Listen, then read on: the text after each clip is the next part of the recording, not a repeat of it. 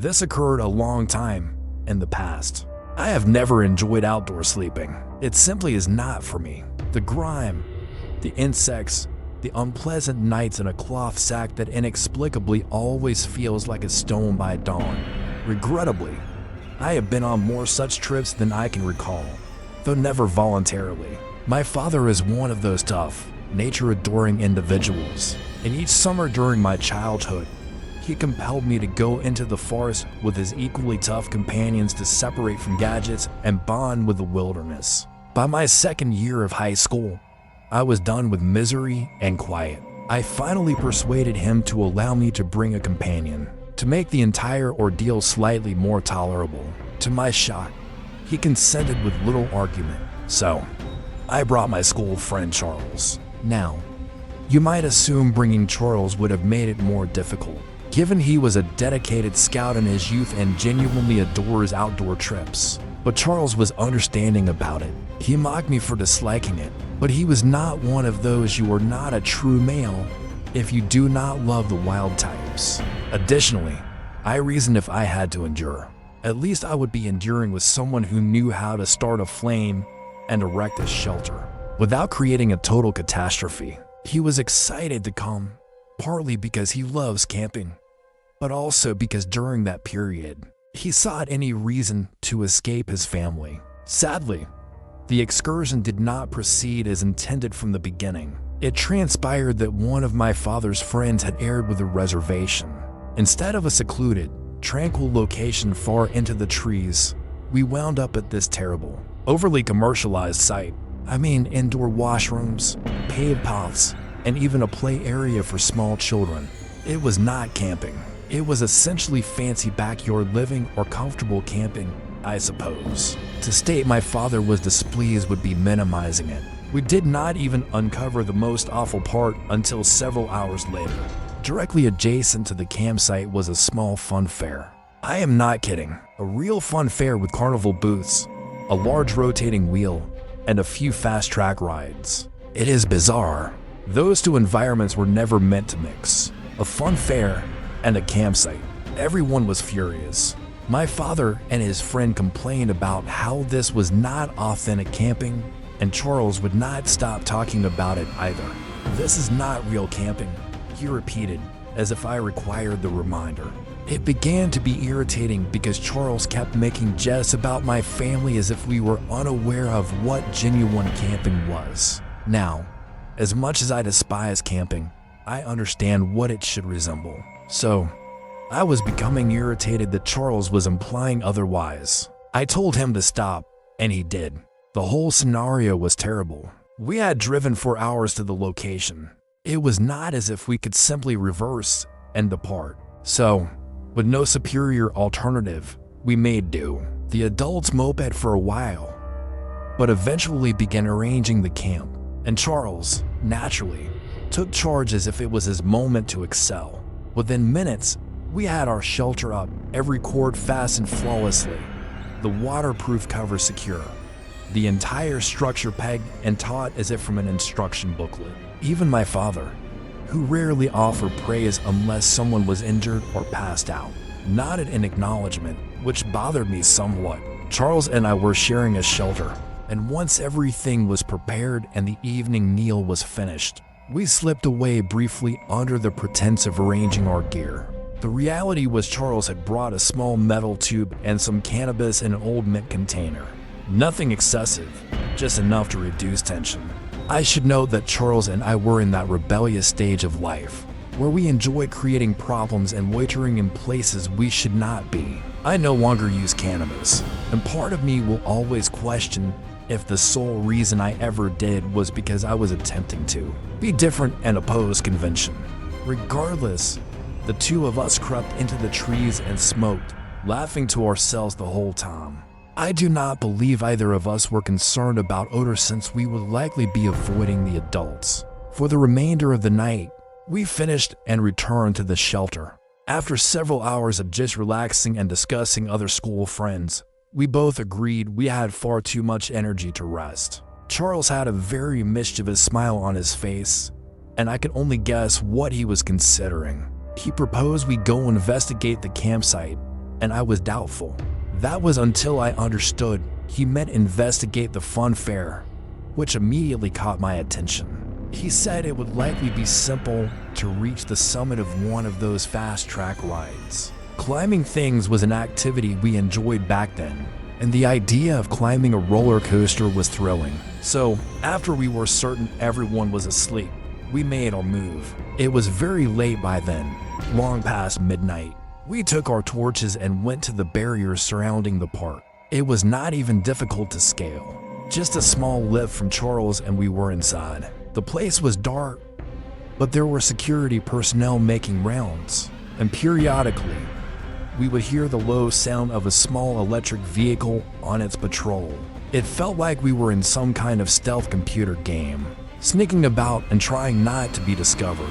We advanced through the park slowly, hiding behind structures and monitoring the patrol. At one point, we had to dash across an open section of pathway to evade a guard. It was actually very exciting, but also frightening.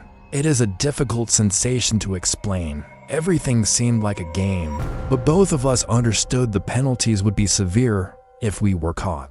We finally reached the foundation of the fast track ride, and from nearby it appeared much larger than it had from the campsite.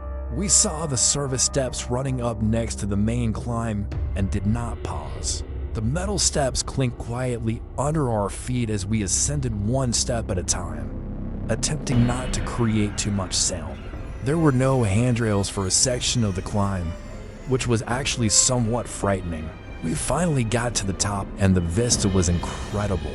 We could view the entire park below us. We took one photograph up there as displayed here. One wished we had taken more photos, but we were being very careful so as not to attract attention to ourselves, as we would not be able to escape in time if someone saw us from below. Eventually, we decided we had tested our fortune long enough and chose to go back. After reaching the bottom, we began moving stealthily through the park the way we had entered. For some reason, the return path was much faster than the initial one. Perhaps the patrol was not as thorough or something at that time. I truly could not tell you. We were perhaps 5 minutes from the location where we had climbed the barrier when we had to halt. One of the guards was completing a round in a small vehicle, so we had to swiftly hide behind a food stall and wait for them to pass. That is when I noticed something shift in the dark. Initially, I thought perhaps I imagined it, or maybe it was a shadow from the vehicle's lights reflecting off something odd. But then Charles tapped my arm and gestured in the same direction. I focused my sight a bit more and verified it. About 30 feet away, just barely seen in the gloom between two buildings, was another individual. They were hunched down just like us, as if they were also sneaking about and trying to avoid the guards. They did not look like a child, however. The most terrible part about it was that I was quite certain they were looking straight at us. At this stage, we were actually somewhat scared.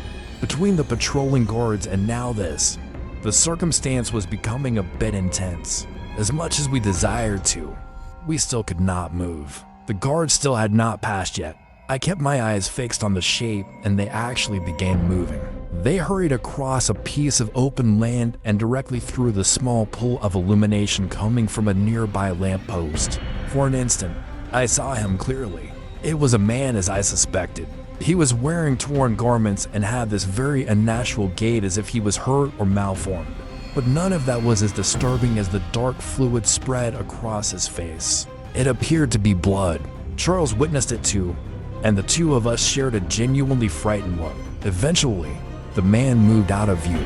The guard finally passed us, and we kept going. We did not speak a word as we made our way back to the barrier.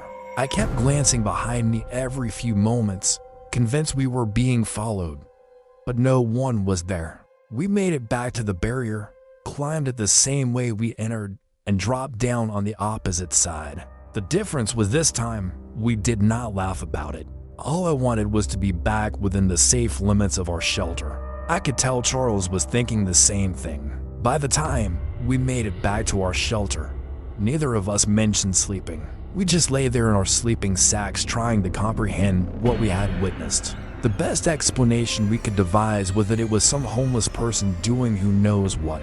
A foolish explanation, I know, but we could not conceive of anything else. The following morning began normally. We awoke, had something to eat, and began packing our equipment to go fishing. But around 10 in the morning, one of the camp employees came around to our tent area and gave an announcement meant for the entire campsite to hear. Apparently, a man had been knifed and killed the previous night at a lake approximately 4 miles from the campground. They were not providing many specifics, but the person who did it was still free, and the local law enforcement office had requested all park officials and campsite staff within a specific mile distance to be on heightened watch.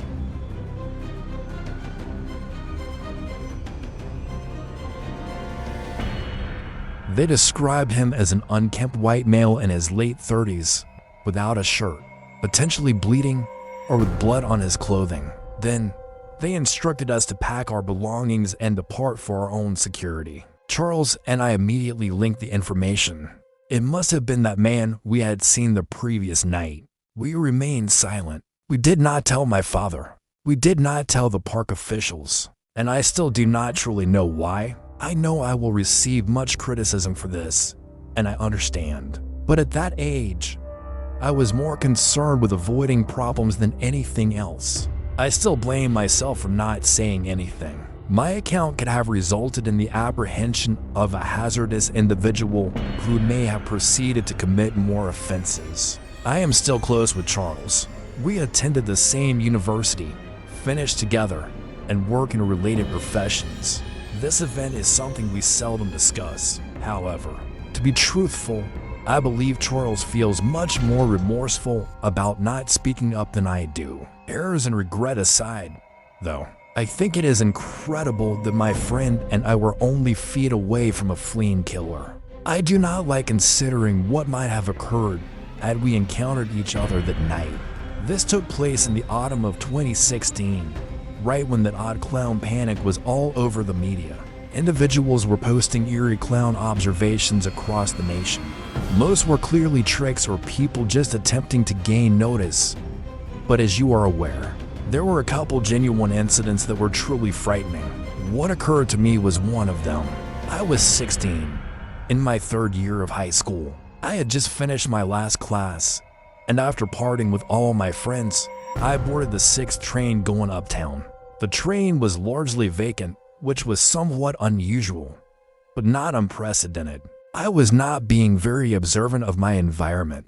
I had my earphones in and I was playing music loudly. Drake, probably. To worsen matters, I was reviewing chemistry flashcards on my phone, so I was nearly as inattentive as a person could be. Never a wise plan when journeying alone, but I knew the region well enough to assume I would likely be okay. I planned to exit at 96th and walk home from there.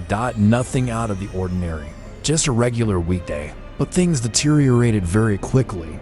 We reached 96th and I leaped from my seat instinctively, barely even looking up to confirm it was the correct stop. That train ride was something I had done so frequently that the habit had become automatic. Boarding and disembarking was like a reflex. With my head still buried in my phone and my music still blasting in my ears, I moved over to the doors. But as soon as they slid apart, I perceived from the corner of my eye that something was blocking my way.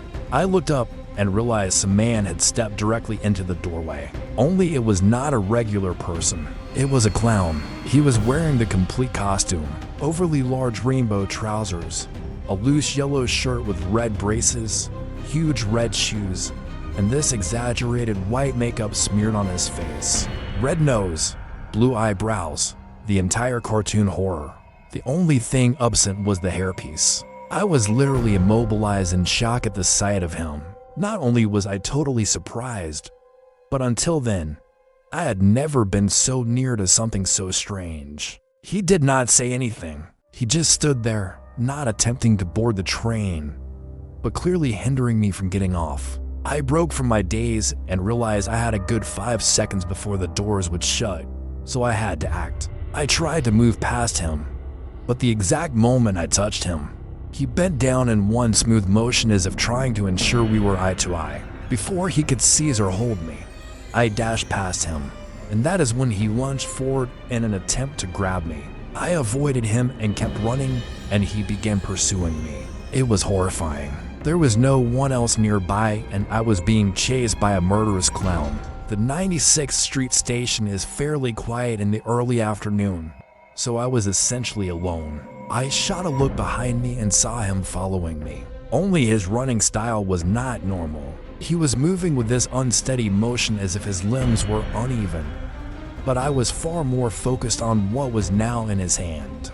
It was what appeared to be a chef's knife. I did not know where he had been concealing it or what his aims were, but I did not care. I ran up the steps and out of the station and promptly reported the situation to the police. He did not follow me onto the street, but I was still quite upset. The police sent someone down to the station, but he had vanished by then. Even after speaking with the police and being assured that I was safe, I could not eliminate the illogical notion from my head that he somehow knew where I resided and was going to find me later. But that clearly did not happen. In fact, nothing else ever occurred at all. I would not be shocked if my account appeared on the news as one of the numerous strange clown meetings of 2016. Although, I cannot say for certain. It took me a few weeks to completely recover from this experience. This is not your usual frightening tale, but I promise it is worth hearing. I was 2 years after finishing my first degree when everything started. While I was technically completing an online graduate certificate at the same institution where I earned my bachelor's, I still had a great deal of spare time. During that phase of my life, I was hopping from temporary job to temporary job seeking any random task to occupy the hours and assist me in saving some money. Let us just say a job website was my closest companion at the time. I honestly located 90% of my opportunities from that single site. I was becoming weary of delivering food around the same 6 areas for minimal pay. So, I decided a change of scenery was needed. As I was searching the job site later that night, I came upon something interesting. It was a private swimming attendant position at a hotel a few towns away. I know that does not sound very unusual by itself, but there were a couple odd details in that posting that made me hesitate. First, the schedule was inverted. Like, they were not normal pool operating times. You would anticipate a typical hotel pool to open sometime in the morning and close sometime in the evening with perhaps a few hours of closure in the middle of the day. Correct? Well, this was the reverse. Nearly exactly. They wanted someone to run and watch a swimming pool from 5 in the evening to 1 in the morning. During the week, it was essentially a night shift for a pool. That was not the oddest thing. However, the qualification specifically asked for a person who did not speak Spanish. Let me repeat that. They particularly desired someone who did not speak Spanish. Here was the issue. I have been speaking Spanish since I was a small child. I am literally half Mexican. The town the hotel was located in was mainly inhabited by Spanish-speaking Americans, too. So, that requirement did not make much sense to me. In fact, nothing about the posting made sense to me. I recall being extremely confused when examining it. There was one thing I was feeling quite positive about, however, $30 an hour, which would probably be something like $50 in today's inflation-adjusted economy. I do not truly know if that is accurate, but the point is 30 an hour back then was like tripping over a gold ingot. I decided I would just pretend not to know Spanish, safe to say. I ignored all the other peculiarities and decided to concentrate my attention on the pay. What were they going to do? The job must have been either very new or in very low demand because I received a reply and was actually invited to an interview within a few hours. Proceed to the first day. I arrive at the hotel and everything appears exactly as you would expect. This roundish Mexican-appearing man comes out to welcome me and the two of us exchange details and share a laugh. He was actually very kind and quite amusing, too, and his pleasant manner relaxed me a little. But as we were walking into the complex, this other taller man turned a corner and started observing me intensely. I could tell immediately that I was being assessed, and I started wondering if having the first person to greet me act so unthreateningly was a tactic to make me drop my guard. The second man walked right up to me and started talking to me in Spanish. He did not smile, did not say hello, shake my hand, nothing. I instantly knew what he was doing. He was trying to determine whether or not I knew Spanish, so the listing had not been false. I gave him an empty look even though I comprehended every word. He was not saying anything outrageous. By the way, he was just chatting about the climate or something. It was not significant enough to recall. After a few moments, I turned to the first man, who turned to the taller man, and then the two of them erupted in laughter as if they had both been involved in some prank. The taller man flashed a grin, extended his hand, and said he was just joking with me. I played along, but I was a little unsettled. He introduced himself as Hef and the larger man as Esteban. The three of us walked through the complex to reach the pool, and the taller man, who I assumed was the one in charge, began explaining the job to me. According to him, they required someone to work later hours because they wanted to boost income, and they were going to start charging non-guests just to use the pool. I did not even know if that was lawful, but I was not about to start objecting. I was informed they wanted someone who did not speak Spanish, because it would prevent disorderly outsiders from trying to bother me, which I did not fully grasp, but accepted anyway. My duties were as follows. Swimming attendant, obviously. Take money from non-guests attempting to enter the pool, and call Hef if there was any kind of issue.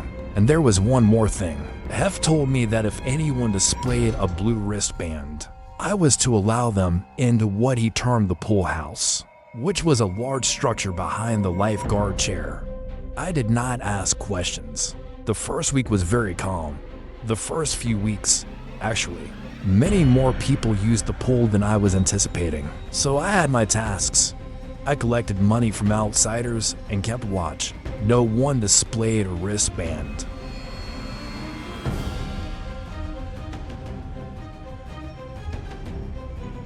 The first time someone did display a wristband was about a month, on some random day. This muscular Hispanic man in sunglasses and a white-collared shirt approached me. Clearly not knowing any English, he showed me his wristband, and I unlocked the pool house. About an hour later, he came out and began walking toward the exit gate. The pool house door locked automatically, so I did not have to interact with him or climb down again.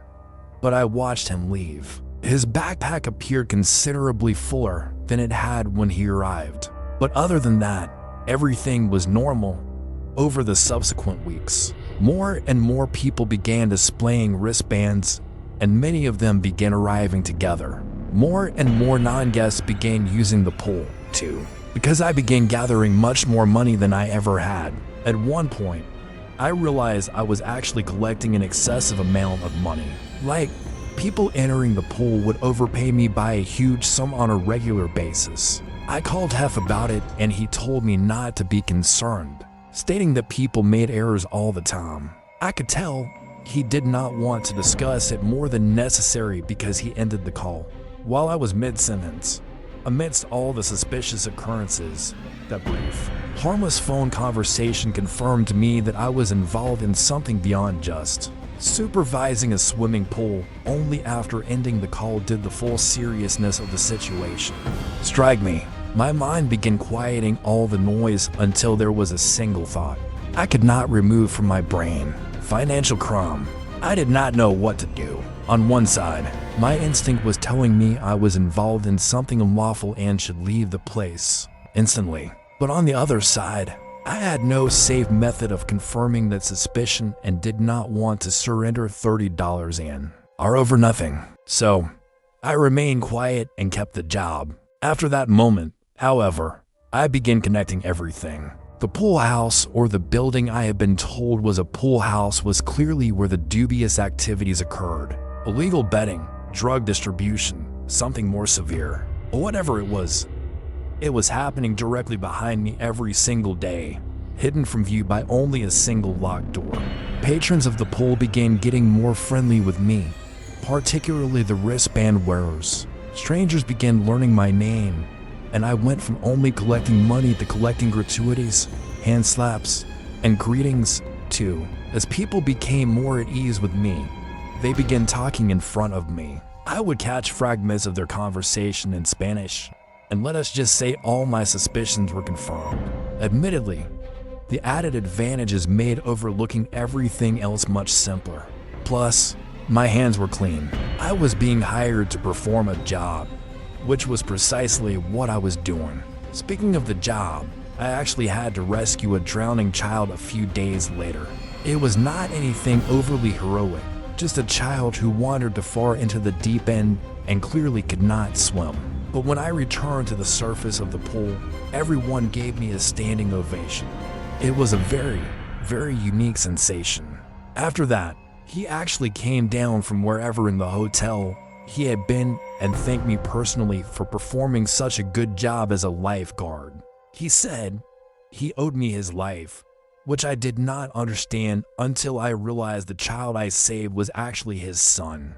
The next day, Esteban and a bunch of other men, some of whom I recognized as wristband wearers, were all waiting at the gate to welcome me with a glass of wine. That obviously felt excellent, but the good feeling did not endure. After everyone saluted me, one of the men made a toast in Spanish. I do not recall what was said exactly, but it was not a pleasant speech. He was essentially toasting all the money they were earning and all the quote lives they were ruining, whatever that implied. Everyone laughed and drank, but that was the moment that made me realize I had become attached to something seriously sinister.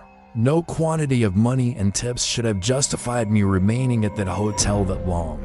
And yet, regrettably, I had. The following day, my mother called me while I was at the pool. I am not going to discuss it, but my mother, peace be upon her, never called me unless it was something truly important, so I had to answer. I climbed down from my chair and went over to what I thought was a private little alcove, so I could have some privacy. My mother only ever spoke Spanish, so naturally I had to converse with her in Spanish. I do not remember why she called me. What I do remember is that after concluding the call and turning to head back to the pool, Esteban was standing directly in my path, staring at me. He did not look like that same amiable man I had met on my first day at the pool. After a very awkward pause, he asked how long I had known Spanish. I acted ignorant, saying I was just practicing it with a friend and wanted to learn. But I knew he saw through me. He just kept staring at me as if he was considering something. My heart began racing, and I felt like he was debating whether or not to hurt me. Eventually, he just said, "Okay," and turned around, and I immediately returned to my post. I considered leaving, but could not force myself from the chair. They might have interpreted that as a sign of guilt. I could have been failing a test. They probably knew where I lived. Those were all thoughts rushing through my mind as I prayed for my life, frozen to that chair. A few minutes before my shift concluded, he approached me and told me to arrive an hour early the next day as he would have a new opportunity to offer me. Then he tipped me a couple hundred and walked back into the hotel. When I left the hotel that day, I never went back. No way. That situation had no positive conclusion. I do not believe I was ever followed home. But for months after that, I was a paranoid mess. Every van or suspicious-looking automobile on my street alarmed me, and there were nights where I simply stayed awake for hours thinking about the circumstance. Even after all these years, there are things about it I do not comprehend. They were obviously moving drugs. I understand that, but why they would even require me at all was something I never understood. My best guess was that they just needed someone on the payroll who could act like a clueless employee if the police ever stopped by. Who knows? I still believe I was very close to losing my life that day, as improbable as it may seem to anyone hearing this. But I am telling you, the way Esteban was glaring at me, there was one thing on his mind and one thing only. Thanks for watching. Like, share, and subscribe for more amazing stories. Drop your comments below.